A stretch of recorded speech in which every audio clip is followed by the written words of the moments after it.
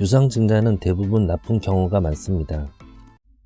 오늘 지인이 주식 토론방에 댓글을 공유해 주었는데 재미를 주려고 했는지 심해펑 할머니의 짤을 가져와서 현재 상황을 표현해 주셨는데 그 쓴 애의 아바타를 보니 아래에 주주라는 스티커가 있었습니다.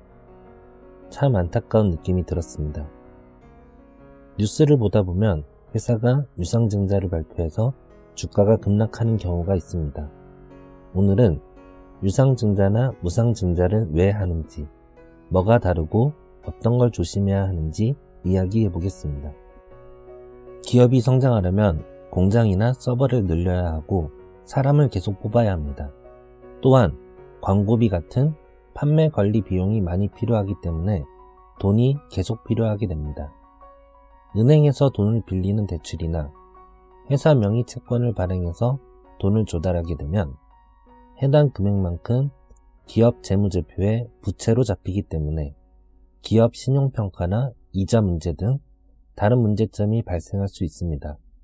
이때 기업은 증자, 즉 자본을 늘리는 선택을 하게 됩니다. 증자에는 유상증자와 무상증자가 있는데 유상증자는 주식을 더 발행해서 시중에 유통시키는 것입니다.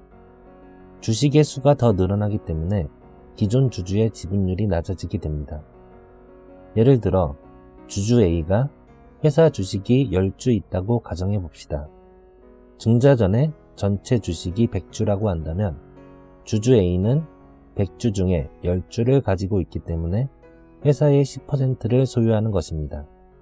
하지만 회사가 100주인 상태에서 추가로 100주를 더 발행하게 된다면 주주 A는 그대로 10주를 가지고 있는데 200주 중에 10주이기 때문에 지분율이 5%로 감소하게 됩니다.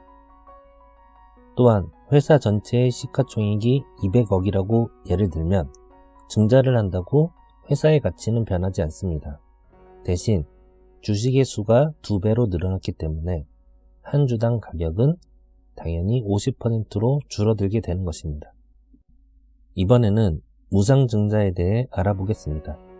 무상증자는 회사에 있는 돈, 즉 이익 잉여금을 가지고 주식을 더 발행하기 때문에 배당을 현금 대신 주식으로 준다고 보면 됩니다.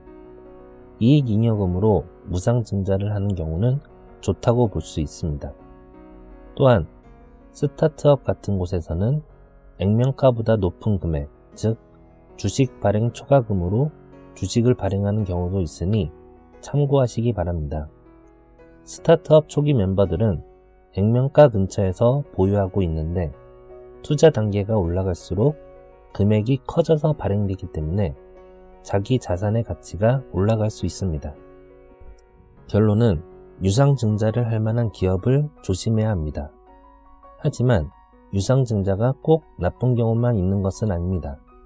만약 대기업에서 투자받는 형식, 즉 제3자 배정으로 진행이 되면 주식의 수는 늘어나지만 투자금을 추가로 받는 형태이므로 전체 자산이 늘어나는 형태인 좋은 경우일 수 있습니다.